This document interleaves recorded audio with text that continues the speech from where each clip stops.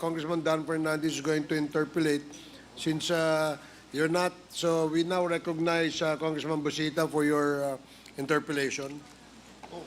Thank you, Mr. Chair. Last si Congressman. Thank you, Mr. Chair. Mr. Chair, sundan ko lang po yung ilang questions ni Honorable Congressman Acop kay Colonel Leonardo. Colonel Leonardo, naniniwala ka na may mga biktima ng extrajudicial killings? Yes or no? Yes, Mr. Chair. Thank you. Naniniwala ka ba na ito ay marami at hindi ilan lamang? I don't know the exact figure, Mr. Chair, but I believe so. Marami. Thank you, Mr. Chair. Colonel Leonardo, matanong ko lang, ikaw ba ay family man? May pamilya ka rin? Opo, Mr. Chair. Okay.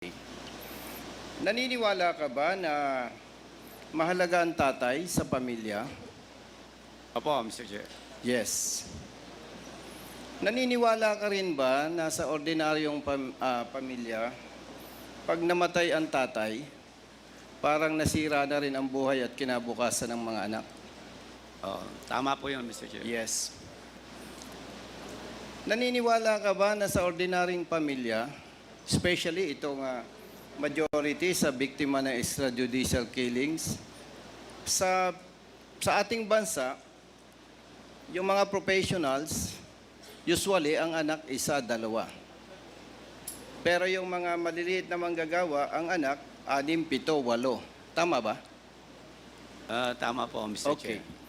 So, would you agree na kapag yung isang biktima ng extrajudicial killing, may 5 anak, parang kung titingnan natin, mas malaki ang possibility na masisira ang buhay at kinabukasan ng mga bata? Yes or no? Yes, Mr. Chair. So, kung titingnan natin, mathematically, out of 20,000 na mga namatay, assuming 10,000 doon yung family man, mathematically speaking, more or less, 50,000 yung bata na nagsasuffer na ngayon. Would you agree? I agree, Mr. Chair. Yes.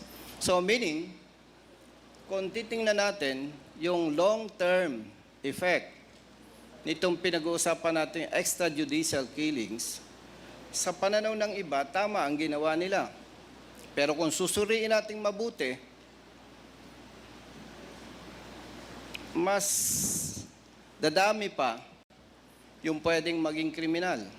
Itong mga bata na nasisira ang buhay at kinabukasan, would you agree? Maaari po, Mr. Chair. So, kung titingnan natin, talagang itong resulta ng extrajudicial killings, hindi nare-resolve ang problema. Instead, minomultiply pa. Yes or no? Maaari po, Mr. Chair. Yes or no? Yes, Mr. Chair. Yes, Mr. Chair. Kaya ako po, personally, natutuwa na yung Quadcom nandito. At least, mapigilan na itong extrajudicial killings. And nung nasa active service pa ako, isa, Mr. Chair, at sinasabi ng senior officers, kaya nasibak ako sa Cavite, yung nasa watch list na 20. Actually, 21 yun, Mr. Chair. Peacefully, napasuko ko, napasurrender ko yung 20. And because of that, nasibak ako sa pwesto. Hindi daw ako marunong sumunod sa guidance. Hindi ako marunong sumunod, Mr. Chair, kasi nga, sabi ko doon sa senior officer, mali yun eh. Yung isang suspect, isasacrifice mo yung buhay. Pwede naman bigyan ng second chance. Actually, Mr. Chair, kung iintindihan ng mga kasama natin, maganda yung intention ng tokhang eh. Kakatukin mo yung pamilya, i-inform mo na may information na nasasangkot sa illegal drugs, yung kanilang kapamilya. At kung pwede, isurrender, mag-undergo ng seminar to be being handled by religious leaders. Alam nyo ba yon, Colonel Leonardo, na may ganong programa? Meron po, Mr. Chair. Yes. And because of the reward system, would you agree na may mga police na nag-take advantage para kumita? Yes or no? Yes, Mr. Chair. Yes or no? Yes, Mr. Yes, thank you, Colonel Leonardo. So again, Mr. Chair, napakaganda na na-address ito ng Quadcom. At least, alam ko po, yung mga police na involved dito ay mapipigilan para wag nang gawin pa. Kasi nga po, sabi ko, ang pananaw ko personally, hindi nare-resolve yung problema. Instead, minomultiply natin. Ngayon, hindi pa natin nararamdaman. Pero one thing for sure, Mr. Chair, marami ng bata ang nagsasuffer. Marami ng bata ang nasisira ang buhay at kinabukasan. So again, personally, ako po'y natutuwa, Mr. Chair, na mayroong Quadcom wherein ina-address po itong extrajudicial killings. And based on our hearings, conducted hearings, very clear. Talagang may extrajudicial killings. And Brother Colonel Leonardo, salamat. At least, yung mga tanong ko sa'yo ay sinagot mo ng diretso. Yun lamang po, Mr. Chair. Maraming salamat. Thank you, Congressman Busita. And last interpellator for this morning, Congressman Lordan Suwan. You're recognized. Thank you, Mr. Chair. Colonel Leonardo, before you were appointed as Police Commissioner, what was your assignment? I was with the DNR, Mr. Chair, as Undersecretary po. Ano po? DNR? Yes, sir, Mr. Chair. But that was after your stint as CIDG Chief in Region 11, was it not? Correct po, Mr. Chair. Did you apply for the position of Police Commissioner or were you recommended for the post? I was appointed, Mr. Chair. I just received order, Mr. Chair.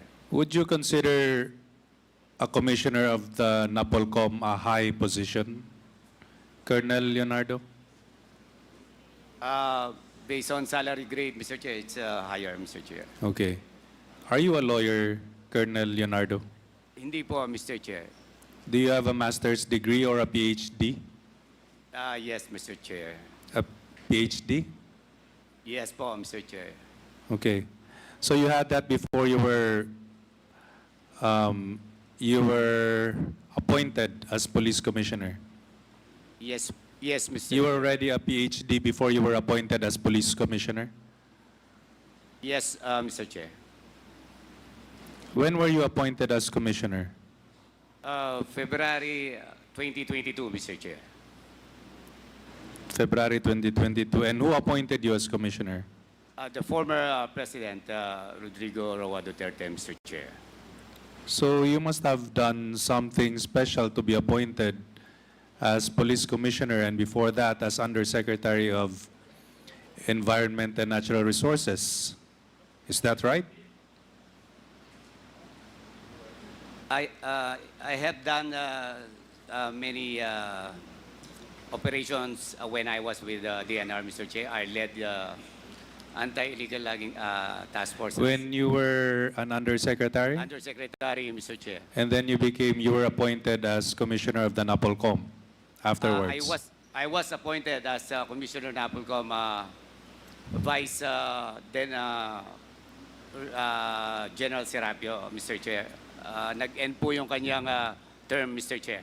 And then before you were appointed as undersecretary of the DNR, what was your job? I was the regional chief of CIDG 11, Mr. Chair.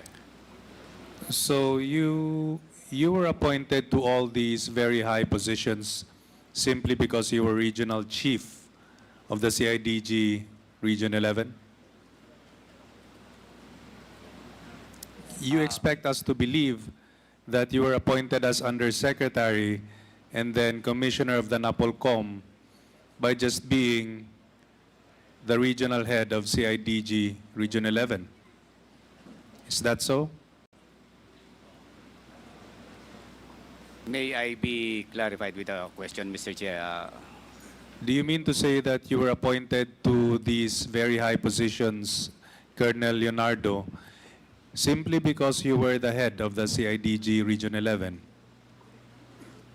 Or did you do something even more?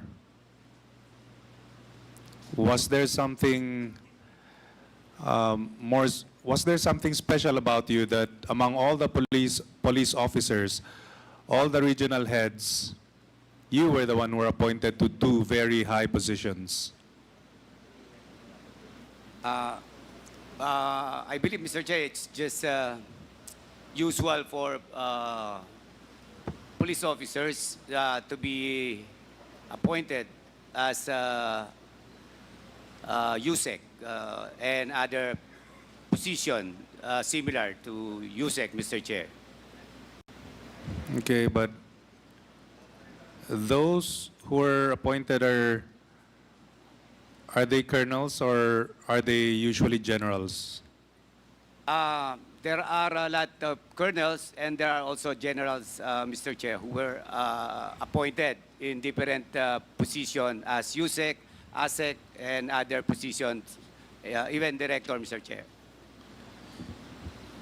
You know, your appointment as undersecretary and as police commissioner is very suspect, and it leads me to believe that you must have done something extraordinary for the president to appoint you to these positions.